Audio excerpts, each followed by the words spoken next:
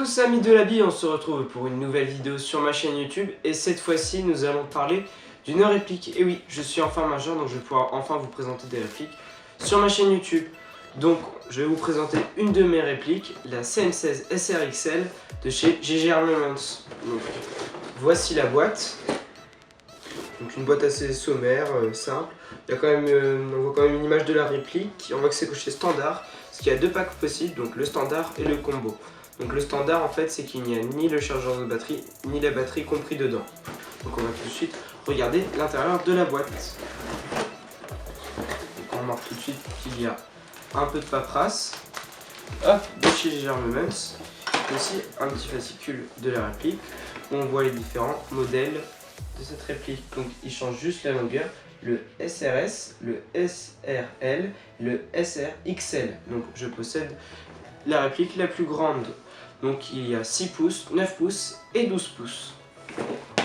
Hop. Donc ensuite dans la boîte on peut y voir un chargeur assez sympa, ergonomique et high cap.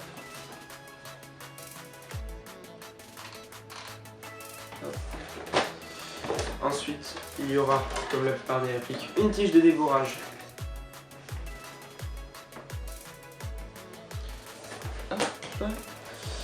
Et pour finir, le plus important, hop, la réplique. Donc, le bouton, hop. Donc la réplique. Donc la première impression, c'est déjà qu'elle est super légère, environ 2,4 kg pour une réplique de cette envergure. C'est vraiment pas mal. Donc la réplique est de deux matières.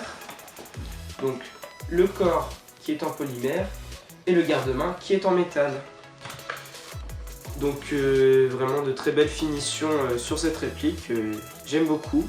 Le seul petit truc qui laisse à désirer, ça serait pour moi le cache-lame, que je trouve qui est un peu cheap pour la réplique, entre parenthèses, vu qu'il est dans ABS, je trouve mal moulé. Donc voilà, donc ensuite, on peut le voir tout de suite, c'est une réplique M4. Donc un peu différente quand même avec les marquages qui font pas RS et puis voilà, sinon une réplique assez sympathique, moi je trouve, et assez jolie. Donc le sélecteur de tir, donc, qui n'est pas ambidextre, donc qui est d'un seul côté. Donc sécu, semi et full auto. Donc ensuite on peut parler aussi de la poignée, donc qui est une poignée ergonomique, qui est vraiment pas mal, moi je trouve. Livré directement avec une poignée ergonomique, c'est vraiment pas mal. Donc qui épouse bien la forme de ma main, donc c'est vraiment pas mal. Après ça ira peut-être pas forcément avec toutes les mains, vu que ce sera pas forcément à toutes les tailles. Donc ensuite on peut voir qu'il y a aussi une attachant qui est donnée avec directement, qui est en métal. C'est aussi pas mal d'avoir ça de base. Donc ensuite on peut parler de la crosse, donc qui est une crosse crâne, donc en caoutchouc à bout assez agréable, donc qui peut être réglé de 6 positions. C'est simple, donc on appuie ici, hop, on déverrouille, on trouve un cran et on referme ici.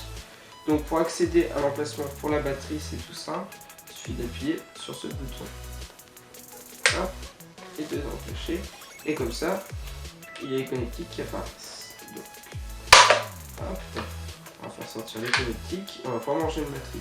Alors on voit tout de suite d'ailleurs qu'il y a le MOSFET intégré dedans, vu que c'est une réplique électrique, donc ce qui est vraiment pas mal de base avec cette réplique. On va prendre une batterie. Donc les batteries qui s'adaptent avec ce genre de crosse, donc c'est souvent 2 éléments. Ah bah, hélas, moi je me suis trompé, j'ai pris en 3 éléments. Donc ce qui quand même me suffit pour l'instant, il arrive à rentrer dans la batterie. Hop, on branche. Donc ce qui est vraiment intéressant avec ce MOSFET, c'est qu'en appuyant 10 secondes en semi, et on va pouvoir avoir un burst directement sur cette réplique. Hop. Ce qui est vraiment pas mal comparé aux Amoeba, où là il faut acheter un boîtier à part qui est environ à 50 € en plus.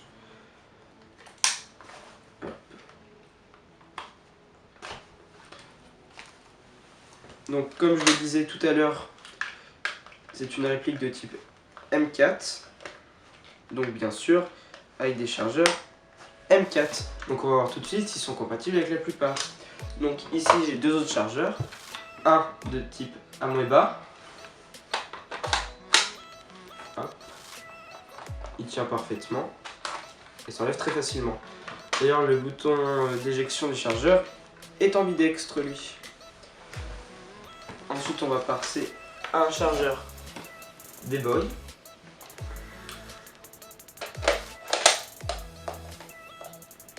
Qui lui aussi tient parfaitement et s'enlève assez facilement. Donc mes premières impressions en partie, je vais vous les montrer un petit peu en vidéo, donc je vous laisse regarder quelques images. Il est pas out? Voilà, putain, arrête.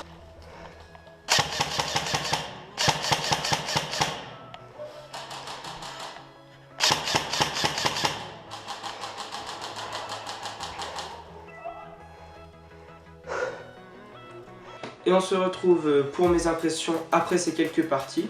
Donc vraiment une réplique que j'aime bien, qui est jouable en sortie de boîte avec une assez bonne réactivité et une bonne précision et une bonne portée, environ 50 mètres.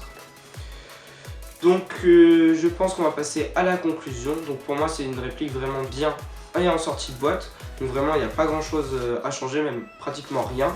Je pense juste qu'il faudrait peut-être changer le moteur que je trouve un petit peu faiblard, qui améliorerait grandement la réactivité, surtout qu'il y a un MOSFET dedans, donc ça serait vraiment pas mal.